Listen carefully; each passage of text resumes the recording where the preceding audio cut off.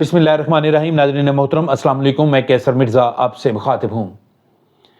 नाज़रीन, 18वीं तरमीम के बाद सुप्रीम कोर्ट ऑफ पाकिस्तान और तमाम हाई कोर्ट्स में जजेस की खाली असामियों के लिए इस वक्त दौड़ धूप शुरू हो चुकी है। पॉलिटिकल पार्टीज़ के घरों में तवाफ़ इस वक्त जारी हैं। मुख्तलिफ रेट्स लग रहे हैं, रेट्स तय हो रहे हैं, बारगेनिंग्स हो रही हैं और इस वक्त शहर इक़्तिदार इस हवाले से सबसे बड़ी मंडी बना हुआ है। इस वक्त ताज़ा तरीन सूरत हाल क्या है, आज के प्रोग्राम में हम आपको इस हवाले से आगाह करेंगे। और इसके अलावा हमारा दूसरा मौजू है कि PTI के सरबराह इमरान खान साहब की तरफ से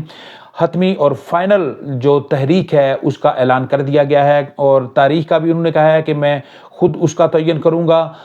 कारकुन और रहनुमा तैयारी करें। ये मुमकिन तौर पर ये तारीख कौन सी हो सकती है और इस हवाले से मरकज़ी क़यादत में क्या मशावरत चल रही है उस पर भी बात करेंगे।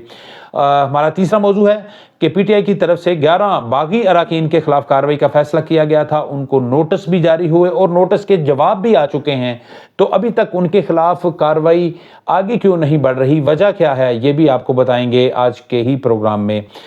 चौथा हमारा मौजू है कि मरियम नवाज साहबा इस वक्त जिनीवा में हैं और जिनीवा में वो अपनी रहायशगाह से बाहर क्यों नहीं निकल पा रही, उनकी सेहत की सूरत हाल क्या है, इससे जुड़ी हुई दीगर तमाम अहम तरीन खबरें जो है वो भी आज के प्रोग्राम का हिस्सा होंगी। इससे पहले आगे बढ़ें, आपसे गुजारिश है कि हमारे चैनल को अगर आपने अभी तक सब्सक्राइब नहीं किया तो बराह करम सब्सक्राइब कर दें, वीडियो को लाइक और शेयर करें। नाज़रीन,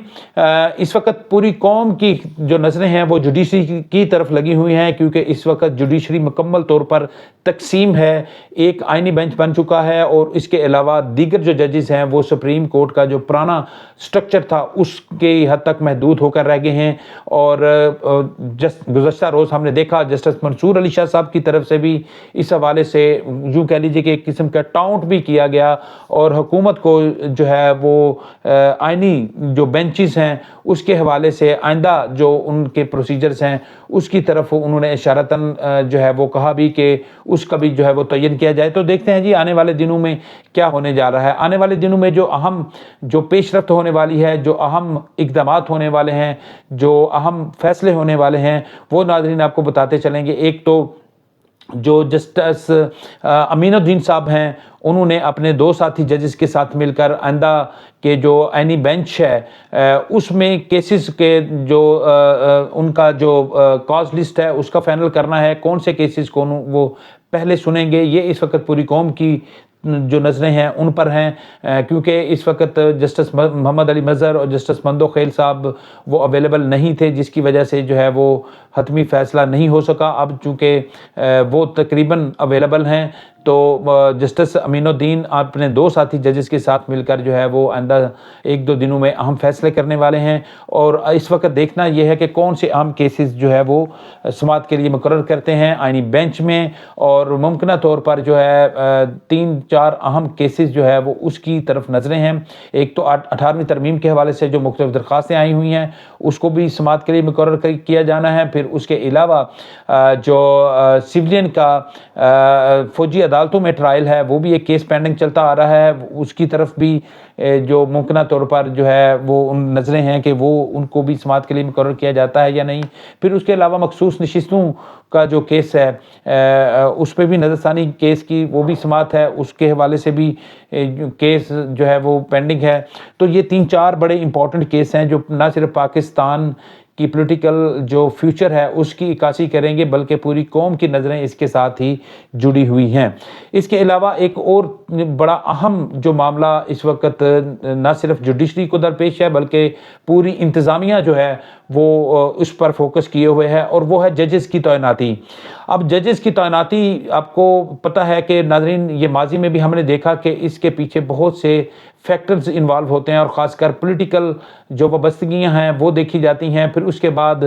वो जो जज लगने के उम्मीदवार हैं उनकी माली हैसियत वो किस हद तक जो है वो जो उस सारे अमल में पैसे जो है वो कितना लगा सकते हैं उसको भी देखा जा रहा है। और इस वक्त जो शहर इक़्तिदार की सूरत हाल है नाज़रीन वो ये तो है ही कि पॉलिटिकल पार्टीज़ के से वाबस्ता जो लोग हैं वो उन پولیٹیکل جو اہم شخصیات ہیں ان کے گھروں میں اس وقت وہ طواف کر رہے ہیں، ان کے گھروں میں جو ہے وہ اس وقت محفلیں ہو رہی ہیں، ان کے گھروں میں خفیہ ملاقاتیں بھی ہو رہی ہیں، جس میں طے کیا جا رہا ہے کہ ہائی کورٹ میں کس کو جج لگایا جائے گا، سپریم کورٹ میں جج کس کو لگایا جائے گا۔ تو اس حوالے سے پیپلز پارٹی سب سے زیادہ متحرک ہے۔ اور ناظرین آپ کو بتاتے چلیں کہ مسلم لیگ نون سپریم کورٹ میں بھی وہ 25 ججز تک محدود رہنا چاہتی تھی، لیکن پی ٹی آئی جو پیپلز پارٹی ہے ان کی خواہش پر ہی یہ 34 ججز تک جو ہے یہ معاملہ گیا۔ تو اب آنے والے دنوں میں بھرتی کا عمل شروع ہونے والا ہے۔ اس حوالے سے سیوییں جو مختلف وکلا ہیں ان سے منگوائی جا رہی ہیں اور ان سیویوں کے ساتھ ریٹ بھی طے ہو رہے ہیں،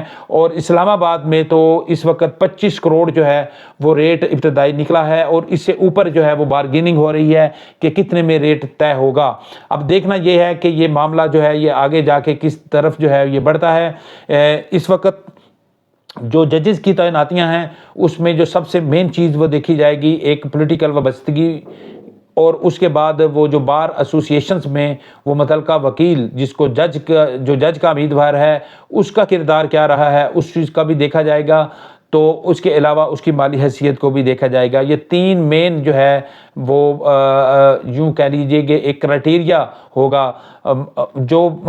جج بننے کی اہلیت ہے ویسے جو قانونی طور پر دیکھی جائے تو وہ تو تعلیمی قابلیت اور اس کے بعد اس کی جو پریکٹس ہے بطور وکیل اس کا جائزہ لیا جاتا ہے۔ پھر وہ جو ابتدائی طور پر جو ہے ان کے ٹیسٹ انٹرویوز وغیرہ ہوتے ہیں اس چیز کا جو ہے وہ کمپیریزن کیا جاتا ہے۔ لیکن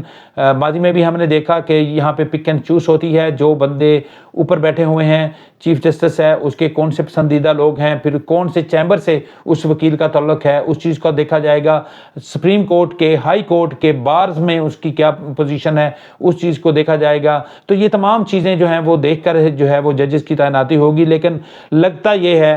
کہ یہ ججز بھی جو ہے وہ پولیٹیکل بنیادوں پر ہی بھرتی کیے جائیں گے، اور ان چیزوں کو دیکھا جائے گا کہ یہ جج بننے کے بعد جو ہے یہ کس طرح سے جو ہے ان پولیٹیکل پارٹیز کے جو مفادات ہیں ان کا تحفظ کریں گے۔ تو ایسی صورتحال میں ناظرین اگر ججز کی تعیناتی ہوتی ہے تو پھر آپ اندازہ لگا لیں کہ پاکستان کا عدلیہ کا سسٹم جو ہے وہ کس طرف جو ہے وہ رخ اختیار کرے گا۔ ناظرین پی ٹی آئی کے سربراہ عمران خان کی طرف سے احتجاجی تحریک کا کہہ دیا گیا ہے۔ ثوابی جلسے میں گو کہ اس کا باضابطہ تاریخ کا اعلان نہیں کیا گیا تھا، تیاری کرنے کا کہا گیا تھا۔ ابھی پی ٹی آئی کے جو آفیشیل جو ان کا ٹویٹر اکاؤنٹ ہے اسے عمران خان کی طرف سے یہ پیغام چلایا گیا ہے کہ کارکن اور رہنما اپنے بھرپور تیاری کریں، حتمی تاریخ کا وہ جلد اعلان کریں گے، اور جب ان کا طرف سے حتمی تاریخ کا اعلان کیا جائے گا تو کارکن اور رہنما اپنے کھانے پینے کی اشیاء، اپنے بوریا بستر، تمام تر چیزیں جو ہے لے کر وہ اسلام آباد کا رخ کریں گے۔ تو اس جو حالیہ ٹویٹ ہے عمران خان صاحب کی طرف سے اسے یہ واضح طور پر نظر آ رہا ہے کہ پی ٹی آئی کی طرف سے نہ صرف یہ احتجاجی تحریک کو جو ہے وہ مؤثر انداز میں آگے بڑھانے کی پلاننگ کی جا رہی ہے بلکہ وہ اسلام آباد میں دھرنے کا بھی پروگرام ترتیب دے رہے ہیں۔ اب دیکھنا یہ ہے کہ ماضی میں اس حوالے سے جو جتنی بھی کالز دی گئیں وہ کتنی کامیاب رہیں، کتنا جو ہے وہ اس سے پولیٹیکل پی ٹی آئی نے گین کیا۔ اس کی اگر بات کرتے ہیں تو پولیٹیکل طور پر پی ٹی آئی کو کافی کچھ انہوں نے گین تو کیا، کیونکہ 9 مئی کے بعد لگ یوں رہا تھا کہ شاید اگلے کئی سال تک جو ہے پی ٹی آئی اپنے پاؤں پر کھڑا نہ ہو سکے، لیکن اس کے بعد ہم نے دیکھا کہ الیکشن میں بھی پی ٹی آئی نے بھرپور کامیابیاں سمیٹیں۔ پھر اس کے بعد آہستہ آہستہ سے جو پی ٹی آئی کے کارکن تھے ان کے ذہنوں میں خوف تھا وہ بھی ختم ہوتا گیا۔ تو اس وقت جو ہے وہ P T I full charge ہے۔ اب دیکھنا یہ ہے کہ ان پی ٹی آئی کے کارکن چارج تو ہیں لیکن پی ٹی آئی کی جو اندرونی اختلافات ہیں وہ ختم ہوتے ہوئے دکھائی نہیں دے رہے۔ تو ان تمام امور کو جو ہے وہ دیکھ کر پی ٹی آئی نے آگے بڑھنا ہے، لیکن یہ میرے خیال میں اسی صورت ہوگا جب جو پس پردہ اس وقت پی ٹی آئی اور اسٹیبلشمنٹ کے جو مذاکرات ہیں وہ کسی حتمی جو ہے وہ سطح پر نہیں پہنچتے۔ اگر عمران خان محسوس کریں گے کہ وہ مذاکرات ناکام ہوتے ہیں تو پھر پی ٹی آئی کی طرف سے حکومت پر اور اسٹیبلشمنٹ پر دباؤ بڑھانے کے لیے یہ جو تاریخ ہے اس کا اعلان کیا جائے گا۔ لیکن اس سے پہلے لگتا یہ ہے کہ عمران خان کی طرف سے اور پی ٹی آئی قیادت کی طرف سے اپنے کارکن کو موبلائز کرنے کے لیے اس طرح کی جو ہے بیان بازی وہ ہوتی رہے گی۔ اور اب اگر ایسی صورتحال بنتی ہے ناظرین تو میرے خیال میں 16 دسمبر سب سے بہترین ڈیٹ ہو سکتی ہے پی ٹی آئی کی طرف سے کہ اس تاریخ کو جو ہے باضابطہ تحریک کا اعلان کیا جائے، کیونکہ 16 دسمبر کی ایک تاریخی اہمیت بھی ہے 16 دسمبر کی، کیونکہ اس تاریخ کو سکوت ڈھاکہ ہوا تاریخ ہے احتجاج کی، وہ دیے جانے کا مقصد یہ ہے کہ ایک دفعہ پھر یہ توثر دیا جائے کہ اس وقت ملک میں پھر حالات ایسے بن رہے ہیں کہ ملک جو ہے وہ دو لخت ہونے کی طرف بڑھ رہا ہے۔ تو یہ ڈیٹ جو ہے وہ اسٹیبلشمنٹ اور حکومت پر دباؤ بڑھانے کا باعث بھی ہو سکتی ہے۔ اس کے علاوہ نومبر کا آخری ہفتہ بھی بڑا امپورٹنٹ ہے، آخری ہفتے میں بھی ڈیٹ دی جا سکتی ہے۔ تو یہ دو اہم جو ہے وہ ممکنہ طور پر تاریخیں دی جا سکتی ہیں پی ٹی آئی کی طرف سے، لیکن دیکھنا یہ ہے کہ ان دنوں میں اسلام آباد میں اگر وہ دھرنے کی غرض سے آتے ہیں تو اسلام آباد کا موسم بہت ٹھنڈا ہوتا ہے، سردی کی شدت بڑھ چکی ہوتی ہے، تو دیکھنا یہ ہے کہ کیا پی ٹی آئی کا کارکن یہاں پہ سٹے بھی کر سکے گا۔ پی ٹی آئی کی طرف سے اپنے دیگر جو 11 اراکین ہیں ان کو باغی قرار دیا گیا تھا، اس حوالے سے ان کے اشتہارات بھی چلے، ان کی کریکٹر اسیسینیشن بھی ہوئی، لیکن ابھی تک ان کے خلاف کارروائی نہیں ہو سکی۔ پی ٹی آئی کا جو نوٹس جاری کیا گیا تھا ان اراکین کو، ان کے جواب بھی آ چکے ہیں، لیکن میرے خیال میں پی ٹی آئی کی قیادت جو ہے وہ ڈری ہوئی ہے کہ اگر ان کے خلاف کارروائی کی تو یہ جو اراکین ہیں شاید الیکشن کمیشن آف پاکستان کی طرف سے ان کو ڈی سیٹ تو کیے جانے کا عمل فوری طور پہ شروع نہ ہو اور نہ ہی اس حوالے سے کوئی فیصلہ آئے، تو یہ معاملہ لنگر آن ہو سکتا ہے۔ تو اس کا